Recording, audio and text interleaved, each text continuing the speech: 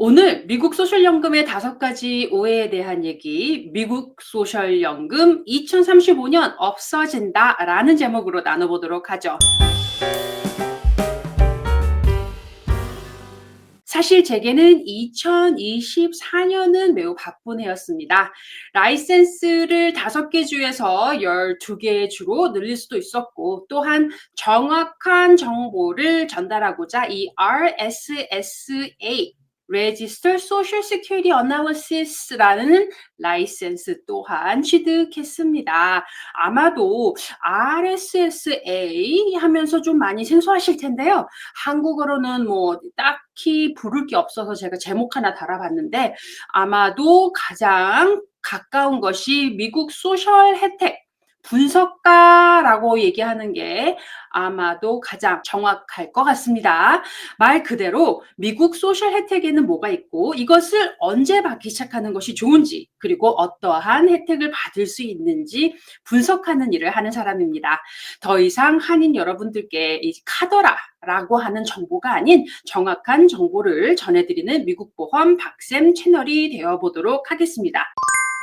오해 첫 번째는 만 70세까지 기다리는 게 연금을 가장 많이 받기 때문에 오래 기다리는 것이 최고다라는 말씀 들어보셨을 겁니다.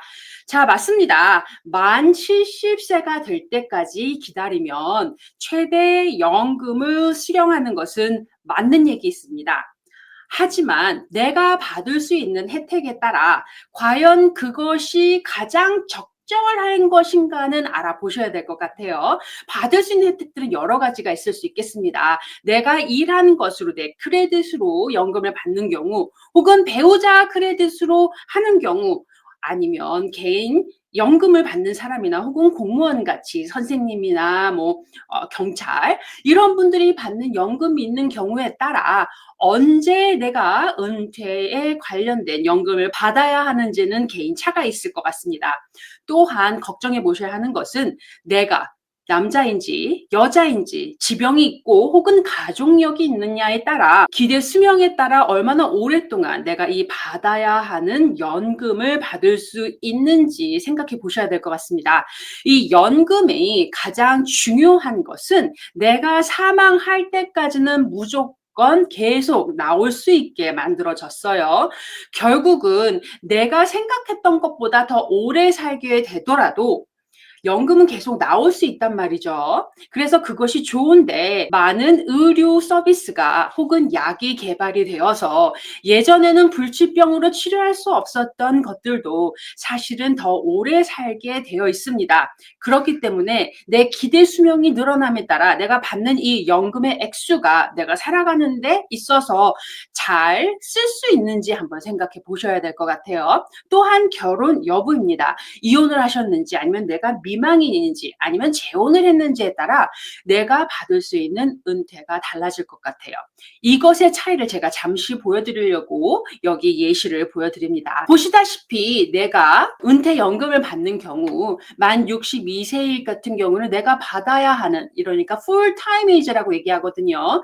지금 1960년생부터는 만 67세가 되셔야 받을 수 있는 총 금액의 100%를 받을 수 있습니다. 만약에 만 62세에 받게 되신다면 70% 적은 비용을 내가 받게 되실 거예요. 마찬가지로 풀 에이지인 67세를 넘기게 되면 매년 8%의 이자가 붙게 되어서 최대 만 70세가 되었을 경우에는 내가 받아야 하는 금액의 124%더 받게 되어 있습니다. 자, 그렇다면 여기 스파우스 베네핏 볼게요. 요거 같은 경우에는 남편의 크레딧으로, 내가 아직까지 일을 하지 않아서 배우자의 크레딧으로 받는 경우입니다. 마찬가지로 베네핏이 62세에 받게 되시면 적게 받을 거예요. 가장 많이 받을 수 있는 건 67세 풀타임 에이지일 경우입니다. 하지만 보시다시피 내가 70살까지 기다린다 해서 개인 크레딧처럼 늘어나는 것이 아니라 내가 최대로 받을 수 있는 금액은 50%가 가장 많습니다. 그렇다면 과연 내가 만 70세까지 기다리는 것이 현명한 것인지는 생각해 보셔야 될 것 같아요. 왜냐하면 이 3년 동안 받지 못한 금액을 더 주지는 않습니다. 그래서 67세에 배우자 크레딧을 하실 경우에는 가장 많이 받을 수 있는 경우라고 생각하시면 될 것 같습니다. 자, 두 번째 오해는 연금을 수령하기 시작하면 나는 더 이상 일을 못해. 입니다. 자, 연금을 받으면서 일하실 수 있습니다. 하지만 아까 전에 말씀드린 것처럼 67세인 이 정년 연령 full-time retirement age가 되지 않았을 경우 말하자면 만 62세, 만 63세, 뭐 65세가 될 수도 있겠고요. 이제 그럴 경우에 연금을 타기 시작했고 내가 여전히 일을 하고 있다면 연금의 액수가 줄어들 수는 있습니다. 그렇다고 해서 내가 덜 받는 이 금액이 없어지는 것은 아니고요. 풀타임 리타이먼트 에이지인 만 67세가 되면 다시 계산해서 내가 받지 못한 금액을 더 받을 수 있게끔 하게 될 거예요. 풀타임 에이지는 언제 태어났느냐에 따라 조금 달라집니다. 올해 메디케어 대상자인 65세가 되시는 1960년생이실 경우에는 연금을 만 67세가 되셨을 때 받으셔야 full retirement age입니다. 하지만 그 전에 생년월일이 되시는 분들은 연도수에 따라 언제 풀타임 에이지가 되는지는 조금 다를 것 같습니다. 자, 그렇다면 얼마나 적어지느냐 궁금해질 수 있을 것 같아요. 그럼 내가 얼마나 벌면 돼요? 할 수 있습니다. 그것을 2025년도 earnings test라고 얘기를 하는데요. 이게 뭐냐면 풀타임 리타이먼트 에이지보다 나이가 어린 경우는 23,400불까지 풀타임 리타이먼트 에이지가 되는 해는 62,160불 벌 수 있습니다 라고 되어 있어요. 이게 무슨 소리냐면 내가 풀타임 리타이먼트 에이지보다 젊었는데 예를 들어서 연금을 타기 시작했어요. 그런데 내가 아직 일을 하고 있는데 내가 일하면서 버는 그 소득이 23,400불보다 더 많은 경우 every $2 그러니까 2불을 벌게 되면 1불만큼 적게 연금을 받게 됩니다 라는 겁니다. 예를 들어서 23,400불보다 더 많이 예를 들어 3만 불을 벌었다고 얘기를 할게요. 그러면 한 6,000불 정도 더 번 겁니다. 그러면 그 6,000불을 반으로 나눠서 3,000불 정도 적게 연금을 받게 되실 겁니다 라는 거예요. 그 적게 받은 연금은 언제? 풀타임 리타이먼트 에이지가 되면 돌려받으니까 염려하지 않으셔도 됩니다. 여기서 재밌는 건 내가 풀타임 리타이먼트 에이지가 되는 해가 될 경우에는 이게 23,400불이 아니라 62,160불까지 벌 수 있는데 만약에 이거보다 더 많이 벌게 되면 3불 더 벌게 되면 1불만큼 적게 연금을 수령할 겁니다 라고 생각하시면 될 것 같습니다. 자, 그러면 궁금하실 거예요. 내가 full retirement age가 됐어. 67세예요. 그 이후에 만약에 돈을 벌게 되면 연금을 적게 받습니까? 물어보실 수 있어요. 아니요. 내가 받을 거 다 받고 100% 받는 게 만 67세라고 말씀드렸습니다. 만 67세 이후부터는 내가 10,000불을 벌던 10만 불을 벌던 연금을 적게 수령하지 않습니다. 100% 내가 받아야 하는 비용 그 모두를 받을 수 있기 때문에 연금을 받기 시작하면 나는 일을 할 수 없어 라고 생각하시면 안 되고요. 연금을 받아도 내가 일을 더 해도 그만큼 소득을 받을 수 있다라고 생각하시는 게 좋겠습니다. 자, 오해의 세 번째입니다. 연금엔 소득세가 없다. 나 이때까지 일하면서 세금을 다 냈는데 무슨 또 소득이야? 라고 생각하실 수 있어요. 모든 연금 수령자가 소득세를 내지는 않습니다. 하지만 이 소셜 시큐리티 오피스에서 정해놓은 이 소득이 정해진 수치보다 많게 되면 최대 내가 받는 수령 연금의 85%는 소득세에 대상이 됩니다. 뿐만 아니라 사시는 주에 따라 이 연금, 소셜 시큐리티 인컴이 스테이트 텍스가 되는 경우도 있습니다. 그 스테이트는 콜로라도, 커네티cut, 미네소타, 몬타나, 뉴멕시코, 로드 아일랜드, 유타, 버먼트, 그리고 웨스트 버지니아가 있습니다. 다행히 2026년부터는 웨스트 버지니아 같은 경우에는 이 스테이트 텍스를 연금에 대해서는 더 이상 내지 않게 하겠습니다. 라고 지금 계획을 잡고 있습니다. 그렇다면 이 정해진 수치가 과연 얼마입니까? 물어보실 수 있을 것 같아요.